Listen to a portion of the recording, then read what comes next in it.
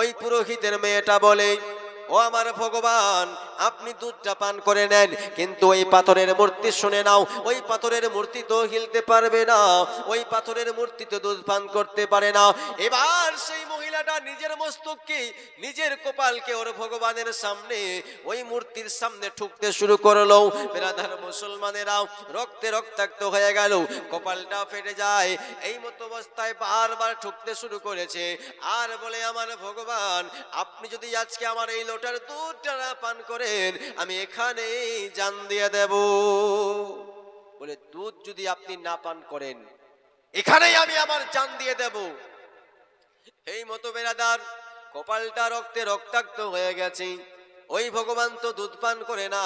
ওই রাস্তা দিয়ে একজন ফকির দরবেশ হেঁটে যায়, আর হেঁটে যাওয়ার সময় দেখতে পাই ওই একটা মহিলা, একটা যুবতী মেয়ে, একটা যুবতী কন্যা তার মস্তককে ফাটিয়ে দিয়েছে, কপালখানা ফেটে রক্তাক্ত হয়ে যায়। ওই ফকির দরবেশ বাবা কি করলেন, নিজের হাতখানাকে কপালের নিচে রেখে দিয়েছে। এবার যখন ওই মহিলাটা কপালটা ঠুকতে শুরু করেছে, আর কিন্তু লাগে না। সে যখন চোখ দুটা খুলে দেখে, একজন ব্যক্তি, একজন দরবেশ বাবা তার হাত নিচে দিয়ে দিয়েছে। এবার ওই মেয়েটা উঠে বলে, আপনি কে? তো বলে, মা, আমি যাই হই না কেন, তুমি তোমার কপালকে ফাটিয়েছো কেন, মাথা ঠুকতেছো কেন? বলে, সেটা আমার ব্যাপার, আপনি তো অন্য ধর্মের মানুষ, আপনি এসেছেন কেন? আপনি সরে যান, আমি এখানে আমার জান দিয়ে দেব। বলে, মা রে, তুই জান দিয়ে দে, কিন্তু আমাকে একটু কারণটা বলে দাও। ও মুসলমান বাবাজি ভাইয়েরা, ও বন্ধুগণেরাই আমার। এবার যখন বারবার ওই দরবেশ জিজ্ঞাসা করে, এবার ওই মহিলা বলে, ওই যুবতী মেয়েটা বলে, তাহলে শুনুন ও দরবেশ বাবা, শুনুন।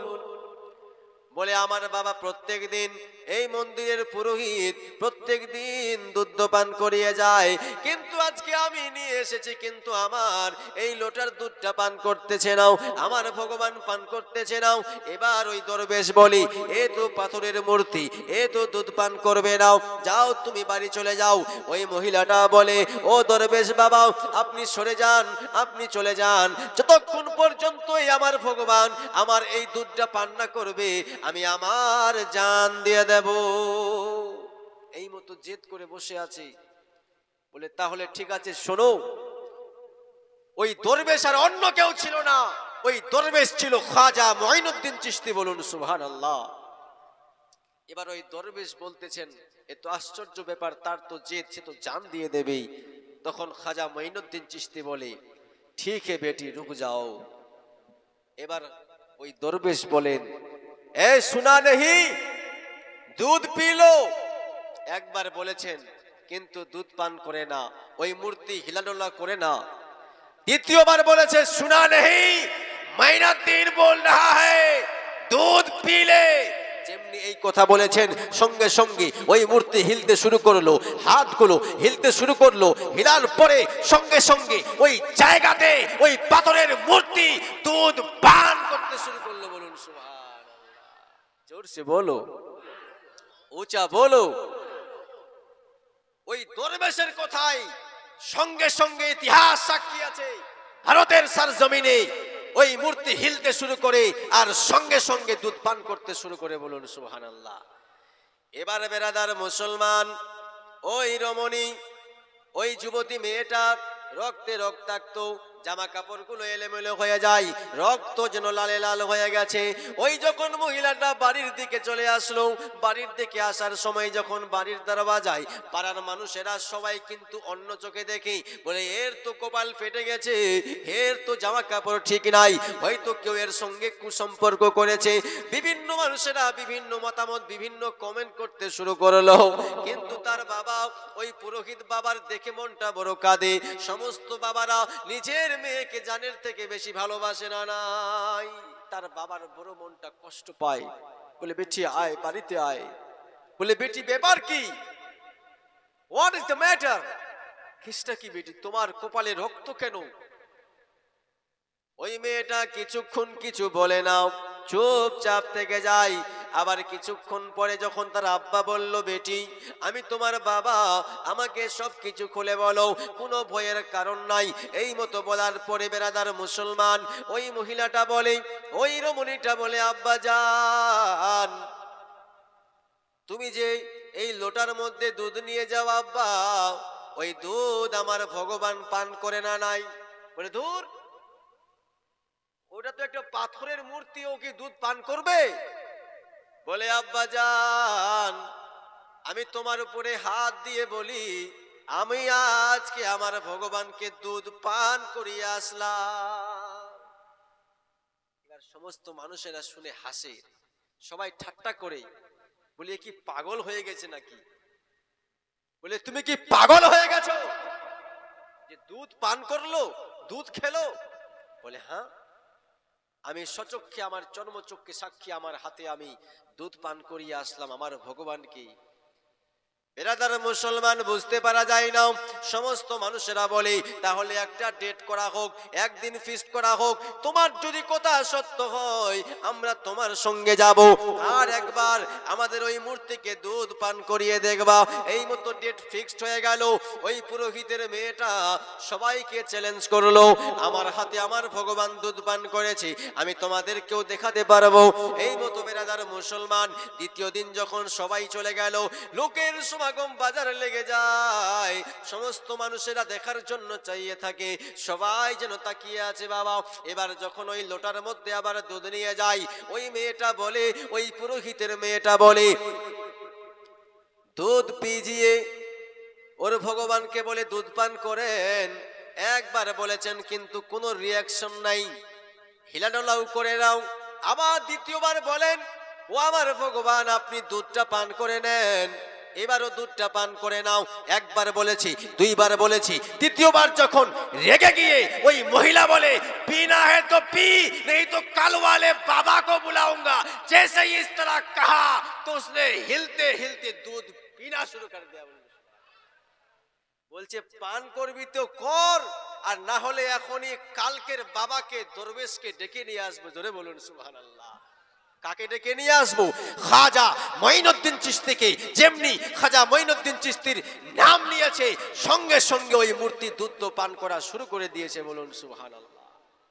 এবার মানুষেরা বলে, ওই দরবেশ কে? কার কথা বলছো? কোন ফকিরের কথা বলছো? বলে আব্বা কালকেই তো এখানে ছিল, কিছু মানুষ দেখেছে এই রাস্তা দিয়ে এই সাইডে চলে গেছে। সমস্ত মানুষেরা ওই দরবেশের খোঁজে বের হয়ে গেল, দরবেশকে কোথায় পাওয়া যাবে, ওই দরবেশকে খুঁজে বের করতে হবে, ওই দরবেশের সন্ধানে চলে গেল। ও বেরাদার মুসলমান, খাজা মঈনুদ্দিন চিশতিকে পাওয়া যায় না, ওই রাস্তা দিয়ে সমস্ত মানুষেরা চলে যায়। যেতে যেতে দেখতে পায় একটা গাছের ছায়াতলে, একটা গাছের নিচে মঈনুদ্দিন চিশতি আমার জয়নামাজ বিছিয়ে বসে রয়েছেন। এবার মেয়েটা বলে, আব্বা এই দরবেশের কথা বলেছি, এই ব্যক্তির কথা বলেছি, এই ব্যক্তির কথা মতো কালকে আমাদের ওই ভগবান দুধ পান করেছে। এবার মানুষেরা বলে, আপনি কে হুজুর? বলে আমিও তোমাদের মতো মানুষ, আমিও আল্লাহর বান্দা, কিন্তু তোমরা যাকে ভগবান মানো আমি তাকে মানি না। আমার ঈশ্বর, আমার ক্রিয়েটর, আমার মেকার, আমার ইনভেন্টর, আমার স্রষ্টা এক, অদ্বিতীয়, ওয়াহদাহু লা শারীক, ওম এক ব্রহ্মা, দ্বিতীয় নাস্তে নিনা নাস্তে কুঞ্চন। এবার যখন সমস্ত মানুষেরা ওই জায়গায় কেরামত দেখে সবার মন মুগ্ধ হয়ে গেল, আর বলে, হুজুর তাহলে আপনি আপনার ঈশ্বরের, আপনার আল্লাহর সঙ্গে আমাদের বায়াত করান। সবাই কলেমা পড়ে মুসলমান হয়ে গেল। বলুন সুবহানাল্লাহ। তো আমার বাবাজি ভাইয়েরা, আমার সোনামানিকেরা, হে মুসলমান বাবাজিরা, বলতে চাই আমরা বিশ্ব নবীকে পেয়েছি, পীর অলি বুজরুগকে পেয়েছি। আমরা আজকে পীর মানি, কিন্তু পীর সাহেবের কথা শুনি না, আমল করি না। পীর ওলি নেককার বান্দা আমাদেরকে দিলেন কেন? আপনাদেরকে আজকে সহজ করে বোঝাই যুব সমাজকে। কারণ একজন দেখতে পেলাম বয়স্ক বাবাজি, তিনি উঠে চলে যাচ্ছিলেন না, তো তিনার তো বয়স হয়ে গেছে, তিনি যে এসে বসেছেন সেটাই বিশাল ব্যাপার। কিন্তু জালসায় আমাদের যুব সমাজ পিছিয়ে যাচ্ছে, ধর্মীয় সভা থেকে ধর্মের সঙ্গে কানেকশন কেটে যাচ্ছে। বাবাজিরা, ও আমার যুবক ভাইয়েরা শোনো, ও আমার সোনামানিকেরা, এই দুনিয়ার কোনো পাওয়ার, দুনিয়ার কোনো টেকনোলজি দুনিয়ার কোন শক্তি আল্লাহর আরশকে হিলাতে পারবে না। হায় হায়, কিন্তু আল্লাহর আরশকে একটা জিনিস হিলাতে পারে। শুনতে রাজি আছেন বাপ? আল্লাহর আরশকে একটা জিনিস হিলাতে পারে। যখন দুনিয়াতে কোনো যুবক, কোনো নওজোয়ান, কোনো জেনজি, কোনো তরুণ যখন সেজদা করে আল্লাহর জন্য, সেজদায় গিয়ে যখন সুবহানা রাব্বিয়াল আলা বলে, তখন আল্লাহর আরশ পর্যন্ত হিলে। জোরে বলুন সুবহানাল্লাহ। তার জন্য কবি কি বলেন? ওরে কেমন করে ঘুমাও তুমি, ওরে ফজর করে কাজা, এমন তো হতে পারে জোহরে জানাজা। বেরাদার, আমরা ফজরের সময় ঘুমিয়ে থাকি, কিন্তু আমার যুবক ভাইরা, সোনা মানিকেরা, রাগ করিস না, তোদের হাতে আমার হাত তোদের পায়ে রেখে বলি, দুনিয়াতে আল্লাহ আমাদেরকে অমূল্য রত্ন কোরআন দিয়েছে। কোরআনটাই আসল বিজ্ঞান। ইনশাআল্লাহ যদি শোনার ইচ্ছা থাকে, শেষ পর্যন্ত আপনাদের সামনে প্রমাণ করব। যদি কোনো সেরকম স্টুডেন্ট থাকে, সহজে বুঝতে পারবেন। কোরআনটা এমন মূল্যবান জিনিস, আমরা বুঝিনি বাবা।